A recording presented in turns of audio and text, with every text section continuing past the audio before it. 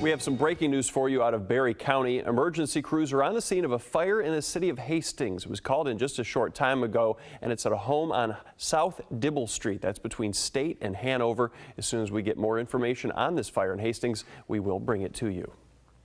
An Indiana University student is dead after falling down a basement staircase during an off-campus party. 19-year-old Rachel Fudge died yesterday after being taken off life support. The incoming freshman, who arrived at the campus only a few days earlier, fell down the stairs at a party early Friday. Friends didn't realize the extent of her injuries until she stopped breathing 6 hours later. Life's too short to be so serious. Because sometimes in that conflict, in the fight itself, you kind of forget what you were fighting about, but you keep fighting because you're fighting. And then something comes up, well, your mom did this. And it's like, I didn't know your mom buys cheap hot dogs. Like, you're just fighting because you're getting something out. Where does that come from? Because you don't want to fight that way with someone that you love, but it's just, bleh. Right. You know, we build up all these things. And again, it's those things that aren't really important. It's like the hot dogs and your mother-in-law, you know? And we get off on these corollary tangents that... Thank you. For more information with Doug and winning at home, go to our website at fox17online.com. I also have a link on my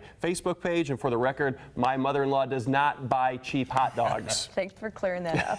Time now is 7:47. Heard over and over about the red line in Syria. Now it appears that that line has been crossed. The U.S. is ramping up talk of military action. Defense Secretary Chuck Hagel said American forces are, quote, ready to go, while Vice President Biden was quoted as saying the Syrian government must be held accountable for using chemical weapons on its own people. The French and British are on board as well, though Australia has said they will not send troops for any military action. Exact details into the type of response and when it would happen are not known, though hints are being dropped. The British Parliament will vote Thursday, and action, according to some sources, will not happen until that vote. Military experts are weighing in and saying that an American attack would be short and precise, lasting hours, not days. One retired military official described it as shock and awe light, and lawmakers are sounding off about the need to keep American women at a safe distance. We should avoid, and I want to just really stress this point, any troops on the ground. Whatever our fears about al-Qaeda, we should avoid any involvement on the ground. And again, these surgical strikes, the military action to address the violations of international law that have occurred here and the abhorrent use of chemical weapons should be very limited in scope and avoid no commitment to more involvement. The August 21st attack killed more than 1,300 people. According to spokesman for the rebel group, most of those people died from exposure to toxic gas, though the Syrian government denies using chemical weapons and says there's no basis for an American attack. Live in the newsroom, Tim Doty, Fox 17 News. Good morning again, Mike and Sarah. We are at the Oak Grove Resort, just across the road from Lake Macatawa. We are near the state park. We were talking to Rod earlier. There are a few couples here that have been here 24 of the 25 years that his family has owned the place, so that's very impressive. We also want to say hello to the neighbors in the area. We've had a few groups of people ride their bikes over after seeing us on TV, and they said, wow, you're actually real. Yes, we are real, and we are live. Now, we want to switch gears. This is Joyce from Calvary Church. And today's Facebook fan of the day is Keith Barnes. Here's the story on Keith. Keith is grounded today and not allowed to watch Fox 17 and Morning News. And we know that because he posted it on Facebook before he knew he was our fan of the day. If you know Keith, let him know, please, to tune in our next 2 hours.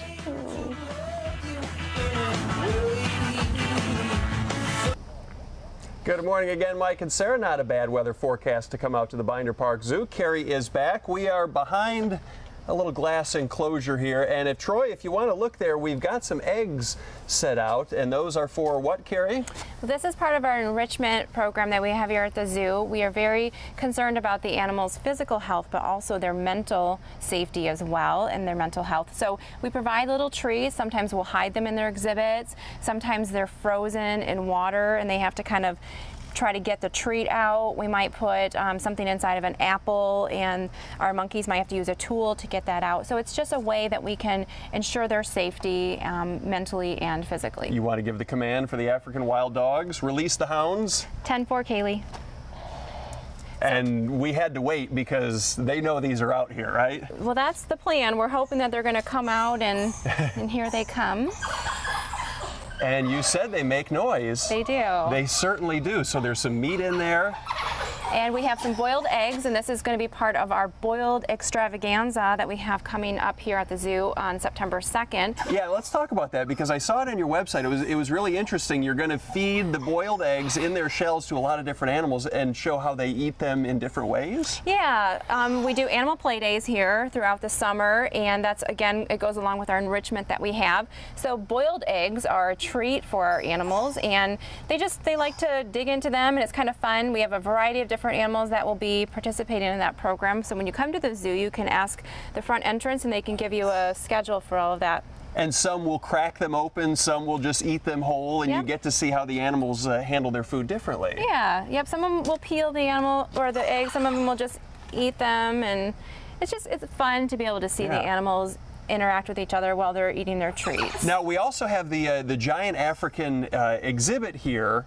These are in a different area. You want to explain? It kind of has to do with bears, which aren't African, but you got some bears in, and things have been shifted around temporarily here. Yes, we rescued some American black bears last year from Alaska. They were orphaned from their mother. We're not exactly sure what happened to the mother. Somebody's saying hello. So we needed to find a home for them. We're starting construction in the old cheetah exhibit here in the east side of the zoo. So the cheetahs were moved up to Africa, which is great because that's where they're from.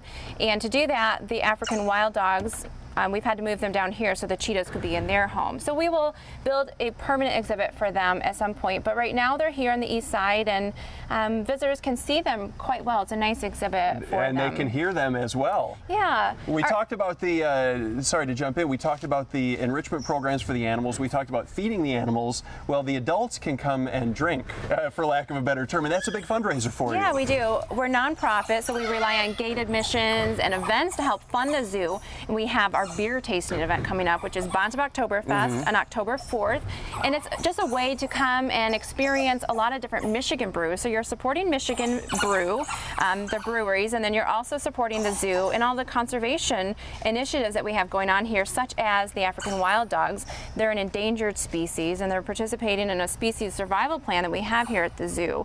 So it's just one way that we're helping to ensure that this species is going to continue. More than 400 acres here, and you're open until October 6th is our last October day, 6th. and then we close and we'll open again for Zubu mid-October. All right, guys, for more information, binderparkzoo.org. And remember, when you read that script coming up, it is Bont of Oktoberfest, because there aren't a whole lot of things that have been mispronounced more than that on the local news here in West Michigan, but it's for a great cause here at Binder Park Zoo. Doty, I'd love to hear your impression of the African wild dog. That would be great. Why have me do it when you can hear them do it? That's unbelievable. They're Good up stuff. and at 'em. Yes, indeed.